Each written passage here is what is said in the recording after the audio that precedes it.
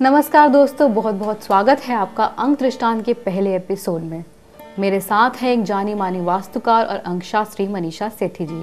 तो चलिए उनसे कुछ सवाल करते हैं, जानते हैं अंकशास्त्र के बारे में। बहुत बहुत स्वागत है आपका मनीषा जी हमारे स्टूडियो में। धन्यवाद। सबसे पहले तो मैं आपसे ये जानना चाहूँगी कि आखिर अंकशास्त्र होता क्या है? अंक व्यक्ति के जीवन में बहुत ज़्यादा महत्वपूर्ण प्रभाव रखते हैं।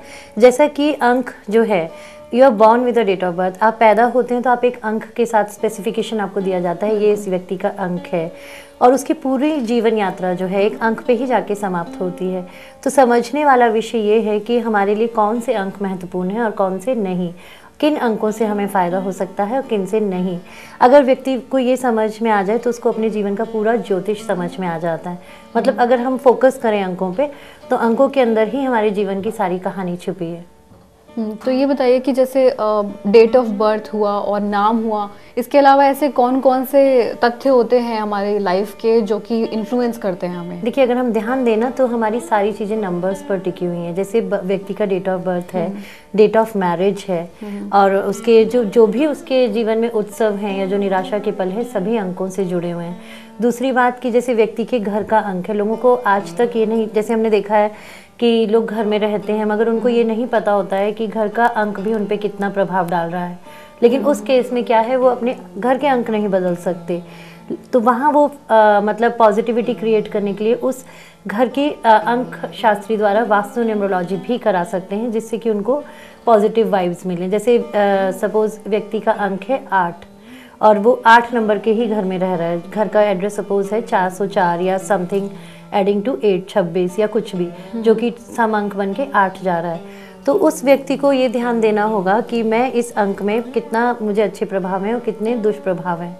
तो ये समझने वाला विषय है, और इसको भी वो ऑल्ट्रेशन करके या चेंजेस करके तो वो काफ़ी इससे फ़ायदा उठा सकता है। मतलब अगर देखा जाए तो हर तरीके से अंक जो हैं व्यक्ति पे प्रभाव डालते हैं, चाहे उसकी गाड़ी का नंबर, चाहे उसके घर का अंक हो, या उससे मिलने जुलने वाले व्यक्ति हों, या उसके परिवार के सहयोगी हों।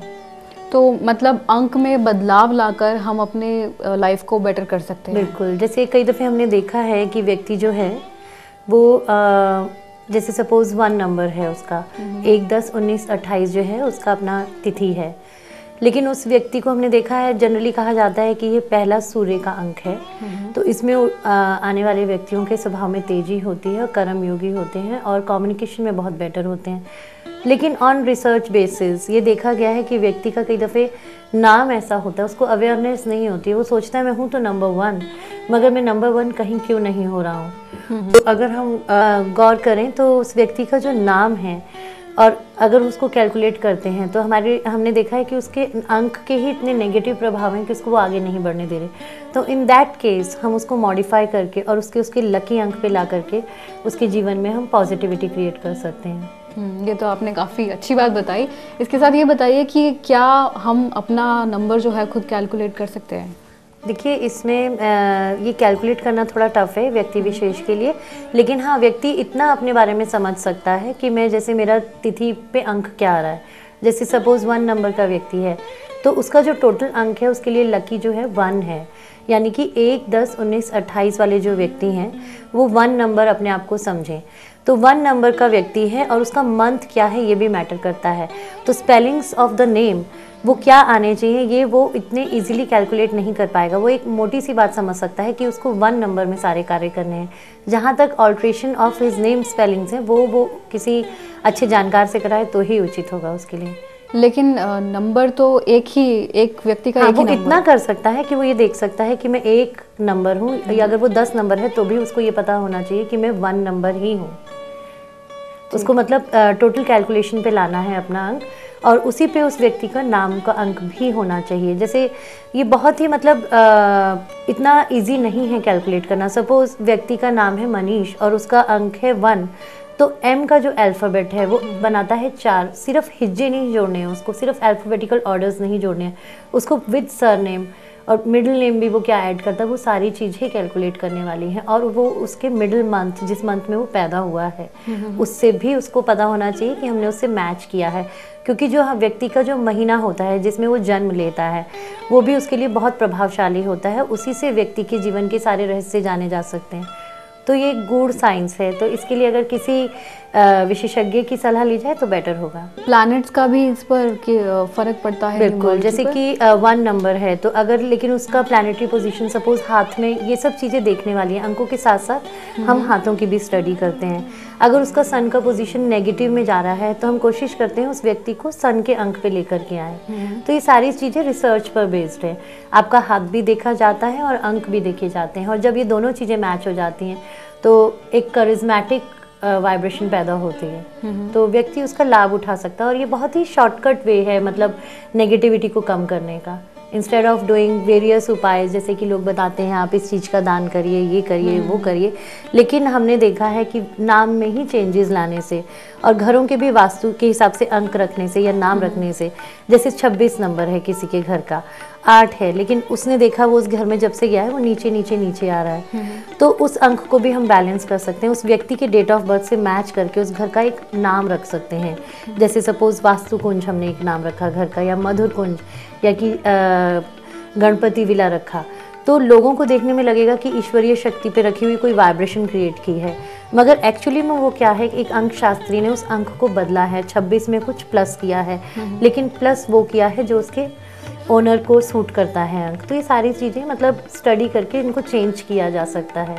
जैसे कि फ्रांस, अमेरिका, ये सारी चीज़ें अगर आप इन जगहों पे जाएंगे, इवन लंदन भी, तो उन्होंने सारी जगहों के नाम वास्तु के हिसाब से और न्यूमरोलॉजी के हिसाब से कैलकुलेट करके रखे हुए हैं। वहाँ पे इवन स्ट्रीट्स के नाम भी न्यूमरोलॉजिकल कैलकुलेशन के हिसाब से हैं।